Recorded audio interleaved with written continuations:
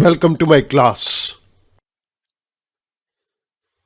In Microsoft Excel program, there are a number of financial functions given to us.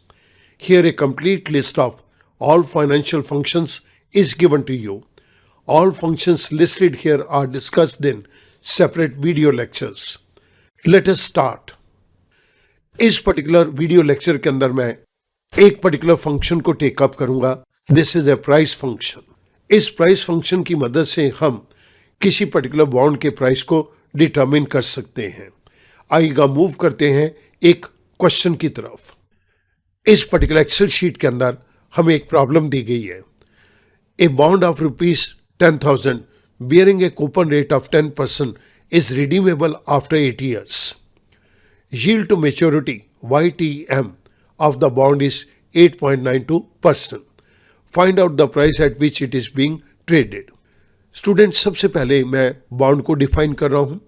Bond is an instrument. It is a document through which a debt is raised by the company. ये एक ऐसा document है जिसकी मदद से company market से उधार लेती है. A bond of ₹10,000 bearing a coupon rate of 10%. इसके ऊपर 10% रेट ऑफ इंटरेस्ट है.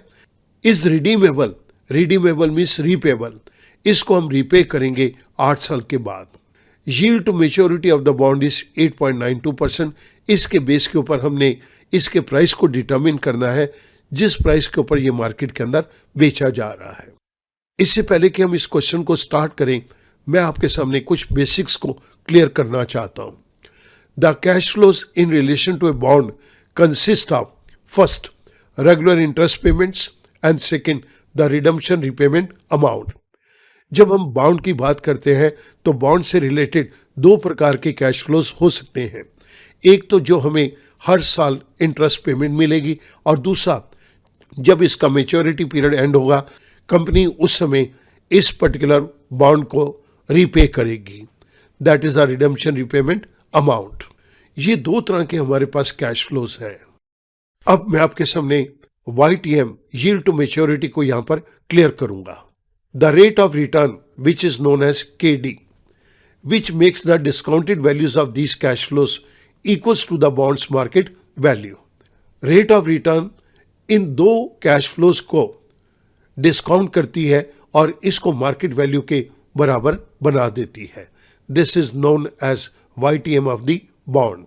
यहां पर नीचे मेरे को प्राइस फंक्शन का सिंटेक्स दिया गया है और इस सिंटेक्स के बेस के ऊपर अब मैं इन सभी टर्म्स को आपके सामने इंटरप्रेट करूंगा.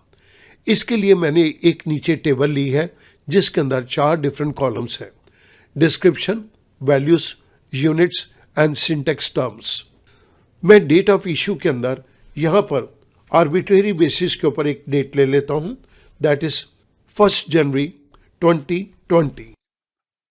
Unit is date and the syntax term is settlement.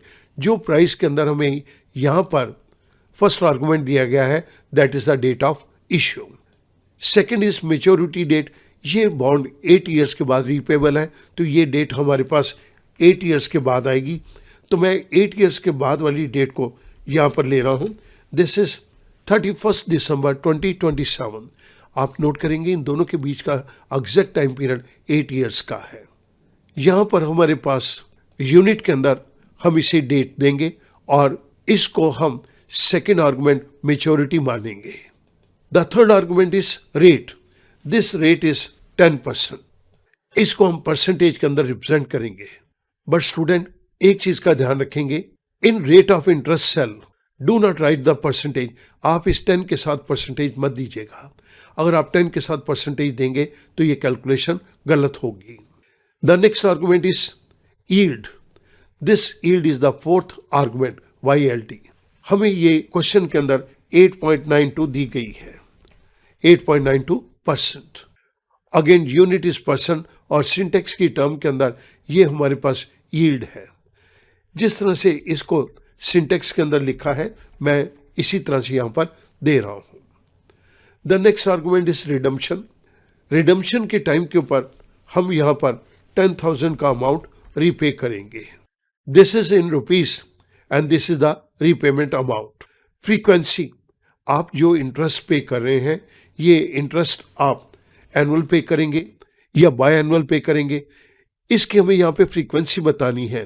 तो यूनिट्स के अंदर मैं यहाँ पर दे देता हूँ दिस इज एनुअल। सो हमारे इस प्राइस के अंदर फ्रीक्वेंसी आर्गुमेंट ये हमें शो करता है हम इसको साल में कितनी बारी इंटरेस्ट की पेमेंट करेंगे। इसके बाद यहाँ पर मैं बेसिस को 3 ले रहा हूँ। This is the type and this argument is optional. जब मैं इस प्राइस के फंक्शन को एग्जीक्यूट करूंगा तो मैं इस टाइप को आपको एक्सप्लेन कर दूंगा। अब स्टूडेंट मैं रिजल्ट के नीचे वाले सेल के अंदर प्राइस के फंक्शन को टेकअप कर रहा हूं। Price settlement, this is the date of issue D9, comma maturity, this is the repayment date, maturity date D10, comma rate is 10% given to us, comma yield is 8.92%, comma the next argument is redemption, हम 10,000 rupees repay करेंगे, comma the next argument is आप interest payment किस प्रकार से करेंगे, that is frequency, annual, semi annual और quarterly. मैं ये एनुअल को टेकअप कर रहा हूँ, कॉमा इसके बाद हमारे पास आर्गुमेंट बेसिस का है, दिस इज ऑप्शनल आर्गुमेंट।